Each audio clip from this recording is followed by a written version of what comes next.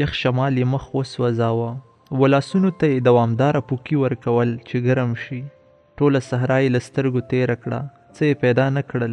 ډېره وګرځېده مګر څه یې پیدا نه کړه چې بخارۍ کې وسوځوي. ستونی یې ډک شو، ناامیده روانه شوه. وړه هوسۍ روانه وه په دې فکرونو کې چې ټوله کورنۍ به ورته په تمه وي چې هوسۍ به کوم څه د ګرمېدلو لپاره راوړي. په همدې سوچونو کې روانه وه چې کوم چا پرې غږ وکړ، صبر لورې. هوسۍ ها زوړ سړي ورته وویل، ولې ژاړې لورې؟ هوسۍ بابا لرګي مې پیدا نه کړل، واړه ورونه مې ناروغه دي، که ګرم نشي بدتر به شي. ولې پلار دې نشته بچې؟ هوسۍ په ژړا او ناامیدۍ سره وویل، نه بابا مړ شوی دی. ښه الله دې وبخي، راشه لورې دلته کښېنه چې څو خبرې درته وکړم. وړه هوسۍ لاړه او په یوه ډبره کښېناسته. بابا ورته وویل، ګوره لورې او ښه غوږ شه چې څه درته وایم. هوسۍ په پوره توجه سره د بابا خبرو ته په تمه وه. ګوره لورې، ژوند داسې نه وي چې څنګه یې موږ غواړو. ژوند کله کله له موږ سره داسې لوبې کوي چې موږ یې سوچ هم نشو کولی. ته اوس کوچنی یې او نه پوهیږې.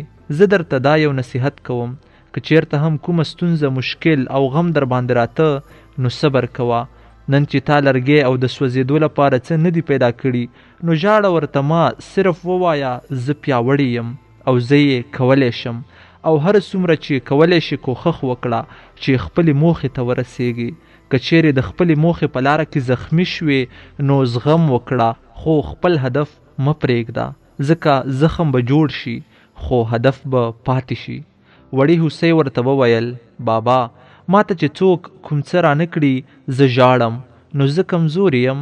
بابا مسکی شو او ویې ویل، نه ژړا کمزوري نه ده، خو خلک وایي چې ته کمزړی یې، ساده یې، ژړندوکی یې، ځکه ژاړې. دا د یو مشر په توګه درته نصیحت وي چې کله هم ژړا درتله نو وایه زه قوي یم، زه زړوره یم.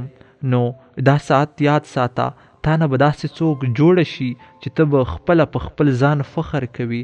ځان وپېژنه، همدا د ژوند تر ټولو لوړ قانون دی چې څوک پرې نه پوهیږي. هوسۍ له لنډ فکر نه وروسته وویل، زه به صبر کوم بابا جانه.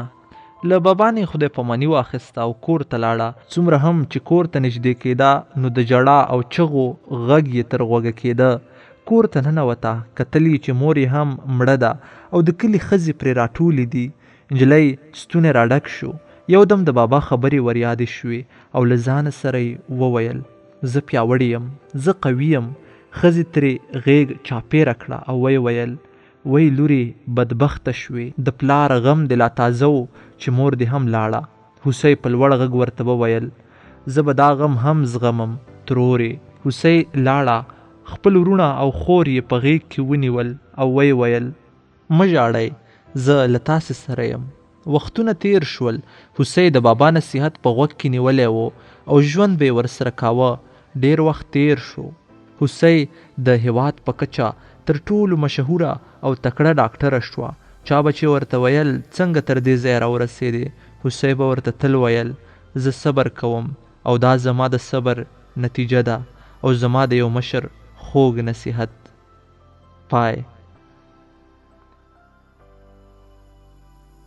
د سادات ټي وي ټولو درنو اورېدونکو، دغه وه زموږ د نن ورځې لنډه کیسه چې ما سید ادریس سادات تر تاسې در ورسوله، په دې هیله چې د خوښې وړ مو ګرځېدلې وي.